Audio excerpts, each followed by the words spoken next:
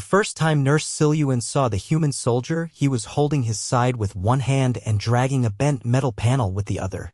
He left a red smear on the floor of the medical bay, eyes half-lidded, sweat dripping down his temple, and still he grunted out a "Hey, y'all open," like he was asking for coffee.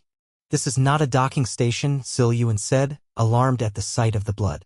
The human dropped the metal sheet with a clang and leaned against the doorframe. "Nah, it's a scratch," he muttered, then slid to the floor. Siluun rushed forward, scanning the human with his med-pad. "You are actively hemorrhaging from your lower thoracic region. That is not a scratch." "Semantics," the man replied, hissing as Siluun peeled back his shredded uniform. "Name's Garett. Garett Phelps." "You are injured, Garett Phelps," Siluun said, already applying pressure with the sterile gel pad. "Do not speak. Save your energy." Garett opened one eye. "Can't help it. Talking makes me feel like I'm still alive." Siluun pressed harder, noting the blood had begun to slow but not stop. The wound was deep, about 10 centimeters long and jagged, likely torn by shrapnel or debris. His vitals were dropping but stubbornly holding just above critical. Siluun activated the emergency call beacon for additional assistance. The medical bay was quiet, too quiet for the base's current state.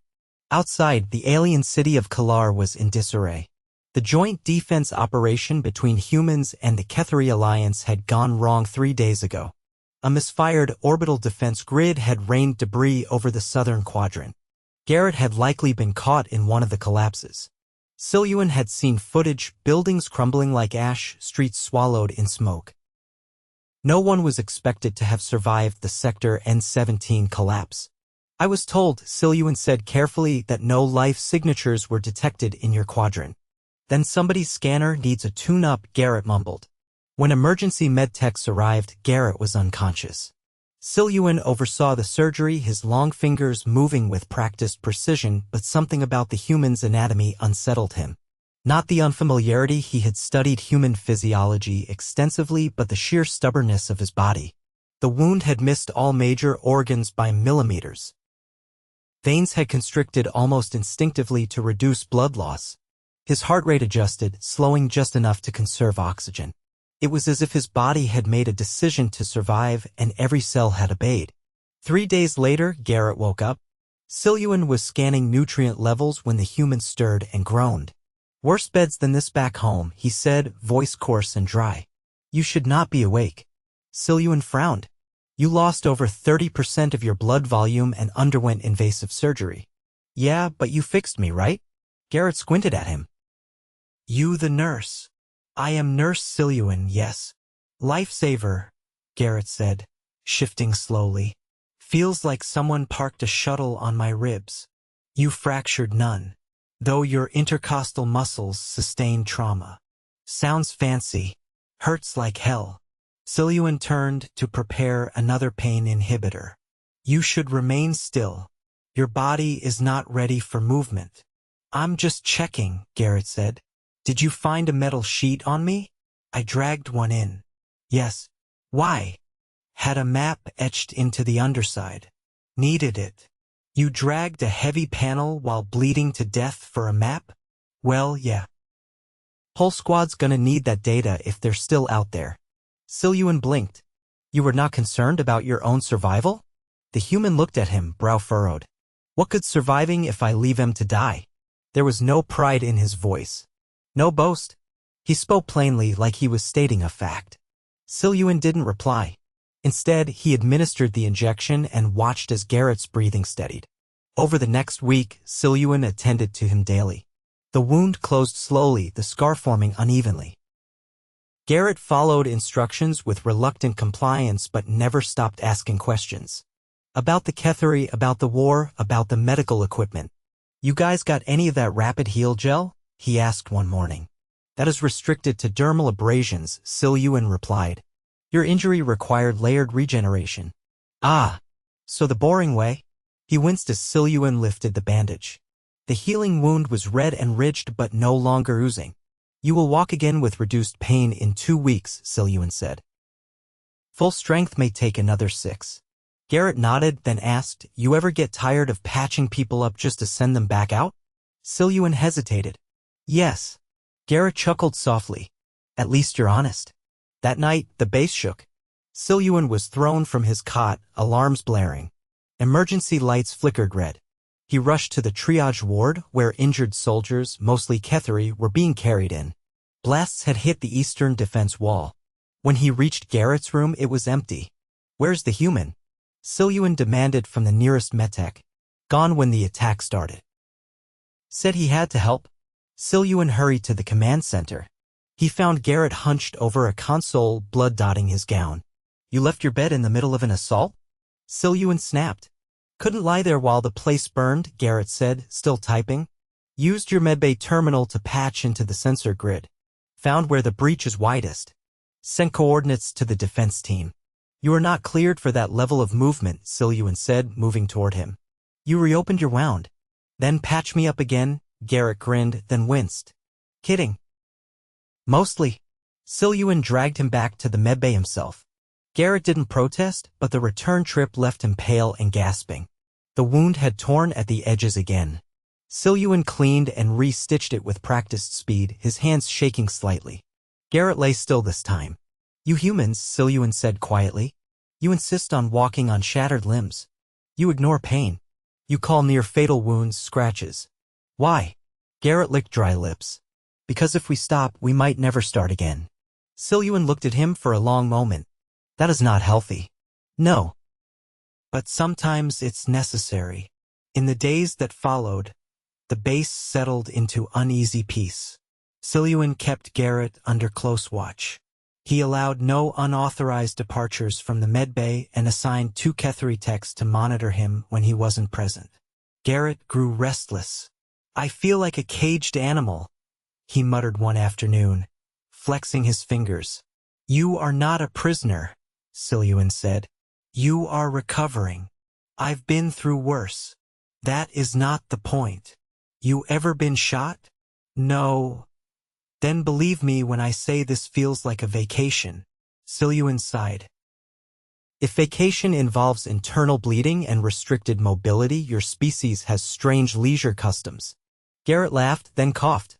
Siluun handed him water without a word. The next day, a Ketheri commander entered the medbay. His name was Varnal and he carried a datapad. The human is requested for a briefing, Varnal said. He is not cleared, Siluun replied. It is urgent. Garett had already sat up. I can go. Just hand me pants that aren't made of paper. You will not leave this facility, Siluun said, stepping between them. He is still healing. I'll sit the whole time, Garett said. Promise. No, Garett exhaled slowly. Then bring the briefing here. Varnal's eyes narrowed. Protocol has room for adaptation, Siluun interrupted. Bring the data here. I will oversee his condition. An hour later, 3 Ketheri officers stood around Garett's bed explaining the next phase of the defense plan. Garett contributed, pointing out structural weaknesses in the city's layout. Siluun watched him carefully, noting his pallor and the tremble in his hands. After they left, Garett slumped back. Still think it was just a scratch? Siluun asked. Garett smiled faintly. No, I know it wasn't. But if I'd said otherwise back then, I might have just laid down and died. Siluun adjusted the monitor. Then perhaps stubbornness is your species' most dangerous trait. Could be, Garett whispered. Also our best one. Siluun didn't respond. He just sat beside the bed as Garett drifted off, the beeping of the monitor steady and slow. By the 4th week, Garett had grown into a fixture in the med bay, less like a patient, more like an inconvenient piece of furniture that occasionally made sarcastic comments. Siluun found him seated upright on the recovery bench, legs dangling, half-dressed in a wrinkled maintenance jumpsuit that didn't quite fit. You were not authorized to wear that, Siluun muttered without looking up from the vial he was calibrating. Garett scratched at the collar. Figured the paper gown was bad for morale. Someone nearly tripped when they saw me bend over. You should not be bending. You should see the chair in the observation wing. Might be the only one in this place more uncomfortable than me. Siluun sealed the vial and finally turned. You were not assigned to the observation wing. I know. I wandered. Siluun narrowed his eyes. You wandered into a restricted zone in an unauthorized uniform with a healing injury you continued to strain. They were short on hands. One of the vent intake systems jammed. Just needed tightening. 5-minute fix. Siluun picked up the med scanner and gestured for Garett to sit still. Explain to me why you insist on involving yourself in every malfunction on this base. Because if I sit still too long, I start thinking. Thought I'd spare us both. You are not sparing me anything, Siluun said, scanning the torso carefully. You have torn one of the inner sutures. Again. Well, Garett said, exhaling, that explains the stabbing. There will be no more wandering. No promises. Then I will arrange surveillance. Garett leaned back. You're starting to sound like my sergeant. I doubt your sergeant had to reattach your abdominal wall twice. Garett grinned and winced at the same time. Fair. Siluun retrieved a fresh bonding strip and gestured for Garett to lie down. I'm not gonna like this, am I? He asked. No, do it quick. After a sharp inhalation and a muttered curse, Garett lay still while Siluun reinforced the inner tissue layers. The human's pain threshold continued to baffle him. No anesthetic, just a clenched jaw and sarcasm. Your body's healing is erratic, Siluun said, disposing of the used applicator. Faster than expected in some areas, slower in others. Yeah, I've got a history of weird recovery. Doc back home said it's probably genetic. Have you been genetically altered? Nope. Just unlucky enough to be naturally weird. When Siluun finished the final dressing, Garett sat up gingerly. So, how bad is the tear? Contained. But the next one will not be. Then I'll be careful. He hopped off the bench. I mean it this time. You have said that before. True. But I didn't mean it then. Later that cycle, around third rest, Siluun entered the medbay to find the lights dimmed and 2 Kethri techs standing awkwardly by the storage unit. One of them gestured toward the far side of the room. He insisted on assembling it himself, the tech said. Refused assistance. Siluun stepped past them and found Garett hunched over a crude structure of alloy rods, brackets, and salvage paneling. What is that? Siluun asked. Garett looked up, face streaked with sweat and grime. A chair. There are chairs already in this facility. Yeah, but none that let me tilt back and rest my leg without cutting off circulation. This one's got a split support frame and a counterweight backrest. I used a hover-ad stabilizer from your broken mech cart. Siluun blinked. You dismantled a hoverpad? It wasn't floating. I figured it was dead. You assumed wrong. Garett shrugged. Well, it's floating now. Just under me. Siluun approached cautiously. The structure resembled a reclined exopod frame, but stripped down and modified. It didn't look remotely stable. Garett, however, reclined into it with practiced ease, sighing as his legs elevated. See? Perfect angle. No pressure on the scar, no nerve pinching. I might actually sleep tonight. This violates at least 6 equipment protocols. But it works. Siluun circled the chair. You built this without schematics. Didn't need him. Just took measurements and eyeballed the rest. You are not an engineer. Not officially. Siluun folded his arms. And yet you continue to disassemble my medbay. Not disassemble, Garett said. Improve. The next morning, Garett was asleep in the chair. Siluun found himself reluctant to wake him. The human looked peaceful for once, no twitching, no muttering. Just even breaths and a faint snore. He let him rest. But by the end of the week, the chair was gone.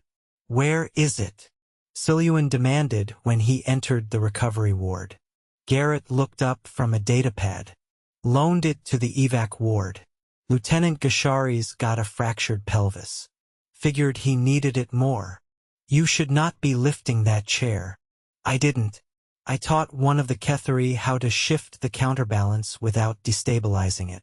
Siluun suppressed a sigh. You gave away the only thing that allowed you to sleep properly. Yeah, but he hasn't slept in 4 days. Not since the blast. Siluun stared at him. You were illogical. I get that a lot. Over the next 2 days, Garett's condition plateaued. He began walking short distances without support, though Siluun shadowed him closely. The scar tissue thickened unevenly, a common result of repeated strain. Siluun debated surgical revision but decided to wait. On the 3rd day, Garett returned from a brief corridor walk with a ripped seam in his jumpsuit and a bloody scrape on his forearm. What happened? Fell down a maintenance hatch. You are not authorized to be near maintenance hatches. I didn't go near it. The floor panel shifted under me. Siluun cleaned the wound in silence. You're mad, Garett said after a moment. I am calculating the odds of you surviving to the end of the month. They're not good, huh? No, that evening, the base experienced a sudden power drop. Emergency lights flickered and systems stuttered offline. Garett was already at the medbay entrance holding a toolkit. No, Siluun said immediately. I know where the short is. I helped trace the wiring layout 2 weeks ago. You are not cleared for field repair. Neither is anyone else on this floor. They're all assigned to the defense grid. If I don't fix it, your auto-suture machines stay dead. That means no medbots, no sterilization, no wound closures. Siluun hesitated. Just let me try. If I make it worse, you can yell at me later. Siluun stepped aside. Took Garett 40 minutes. Siluun waited in the dimmed medbay, manually logging patient vitals. When the lights finally surged back and the equipment hummed to life, Garett returned with a burnt sleeve and a wire coil in his hand. Found the short. Someone routed a power relay through a coolant junction. Melted the insulation. You were injured. Not badly. Siluun examined the arm. You have minor electrical burns. Like I said, not badly. You will sit. Now. Garett obeyed without protest. While Siluun applied a layer of regeneration gel, he asked, do you ever follow rules? When they make sense. And when they do not. I try not to get caught. Siluun pressed the final bandage into place. You are the most frustrating organism I have ever encountered. Garett leaned back. You say that like it's a compliment. It is not. That night, Siluun submitted a requisition for additional personnel to monitor the human. It was denied. The next morning, Siluun found a note affixed to his console. It was written in untidy block letters. Went a hydro unit. Filters ratting again. Back soon. Siluun stared at it for a long moment, then sat down and began recalibrating the scanner. He did not alert security. He did not file a violation report. Instead, he added a spare dermal repair kit to his satchel and waited. The hydro unit was 3 decks below the medical wing, tucked behind a maze of pressure-sealed corridors and maintenance hatches that had been designed by someone who clearly never intended to walk them. When Garett finally returned, his boots were soaked to the ankles.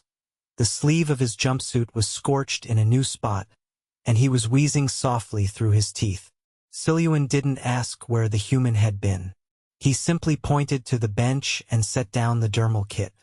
You're tracking me now, Garett said, peeling off his soggy boots. You left a handwritten note. That is not subtle. Well, Garett muttered, wincing as he sat. I thought it had character. You're aggravated the burn along your forearm. Steam valve burst. I ducked. Poorly. Didn't see it coming. Siluun examined the fresh blistering. The top layer of skin had already bubbled, but the tissue below remained intact. He cleaned it with a neutralizing spray and applied a cooling patch. You are unusually tolerant of second-degree burns. I don't recommend it, but yeah, not the worst thing I've felt. Siluun didn't answer. He was focused on the pattern of injury. The angle suggested Garett had turned just in time to shield his torso. A reflexive movement, but deliberate. You are aware, Siluun said, that civilians are not permitted in the hydro tunnels. I wasn't sightseeing. The filtration regulator was cycling backward. That's why the whole level smells like old socks and algae biscuits. You could have reported it. No one answers the comms on third shift. You are not assigned to any shift. Then I'm self-declared third shift. Someone's got to keep the base from fermenting. Siluun sealed the patch and stood upright. Next time I will inject a paralysis agent. You will be unable to leave the medbay. Garett raised both hands. That seems extreme. You are extremely inconvenient. Still alive though. Siluun turned away to sanitize the tools. Barely. Later that day, an announcement crackled through the base-wide comms system. The Kethari commander overseeing the southern sector would be visiting the medical wing for an inspection. Normally, Siluun wouldn't care. But the last time Garett had been inspected by someone in uniform, he challenged them to an arm wrestle and accidentally dislocated his own shoulder. "Do not speak unless spoken to," Siluun said, arranging the equipment on the recovery table. "And if someone asks me a question? Answer concisely. No metaphors. No anecdotes. No unsolicited advice." Garett leaned back with a groan. "You take all the fun out of diplomacy. I take the chaos out of medical oversight." The commander arrived exactly 20 minutes later, accompanied by 2 aides and a translator unit that hovered at eye level. His exoskin shimmered with rank bands, and his voice carried the clipped rhythm of someone who'd memorized protocol instead of believing in it. He surveyed the medbay silently for several rotations before stopping in front of Garett. "This is the human," he said. Garett gave a lopsided nod. "In the flesh. You were reported as non-functional. Yet you continue to exert yourself across restricted systems. I like fixing things. Against orders. Only the bad ones." The translator paused. One of the aides shifted uncomfortably. The commander tilted his head. "How many times have you required restitching?" Garett scratched his jaw. "Depends. Do you count the time I sneezed and tore the closure?" Siluun stepped forward. "He is functional. But unstable. Psychologically. Physically." The commander circled the human once, then turned to Siluun. "You have maintained his survival despite significant resistance. It has been instructional. I imagine it has." The group moved on. Garett exhaled. "Thought he was going to order me recycled." "You would clog the incinerator," Siluun said without looking up from his notes. That evening, Siluun found a stack of folded cloth beside the sterilizer. It was a makeshift cover sewn from storage blankets and lined with emergency insulation foam. He picked it up, puzzled, until he saw Garett asleep on the bench, the new cover draped over his legs. "You made this," Siluun said quietly. Garett didn't open his eyes. "Wasn't using the blankets. Figured you wouldn't mind. It is. Functional. Warm too. Those foam strips are heat retentive." Siluun placed a hand over the human's ankle. "No fever. I'm good. Just tired." In the morning, the medical ward received a new transfer. A Ketheri scout named Tyrion, who had suffered a cranial impact during a patrol. He was conscious but disoriented, struggling to retain balance. Siluun began the standard neuro-evaluation assisted by a language specialist. Garett watched from the corner.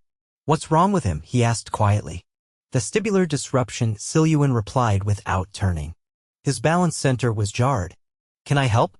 "No, I've got inner ear damage too. From an old compression injury." "You are not a control sample." "I'm not trying to be. I just know how dizzy feels." Siluun considered for a moment, then nodded once. Garett approached slowly, crouching beside the cot. "Hey, buddy," he said gently. "Feels like the floor's on a trampoline, right?" Tyrion blinked, unfocused. "Try this." Garett reached into his pocket and pulled out a small, pliable object. Siluun recognized it as a stress compression ring from the hand strengthening kit. "Squeeze whenever the world spins. It won't fix it, but it gives your brain something to focus on." The Ketheri took it, moving slowly, fingers trembling. Garett stood. "He'll need a dark room and slow reintroduction to motion. Low light pathways help. And don't let anyone rush him." Siluun said nothing. Later, while processing Thyron scans, he paused. "You have experience with neural trauma." Garett nodded. "Lost 2 friends to decompression sickness. Helped the third walk again.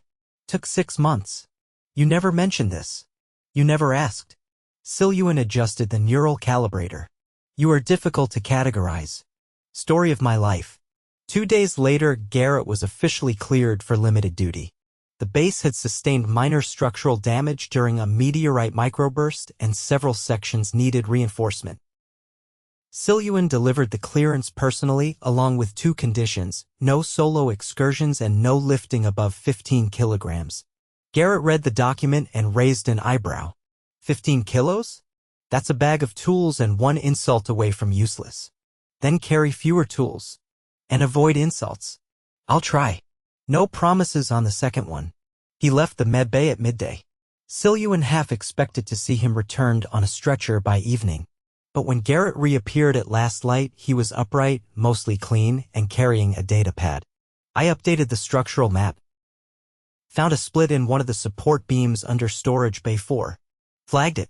Siluun accepted the pad. You complied with the restrictions?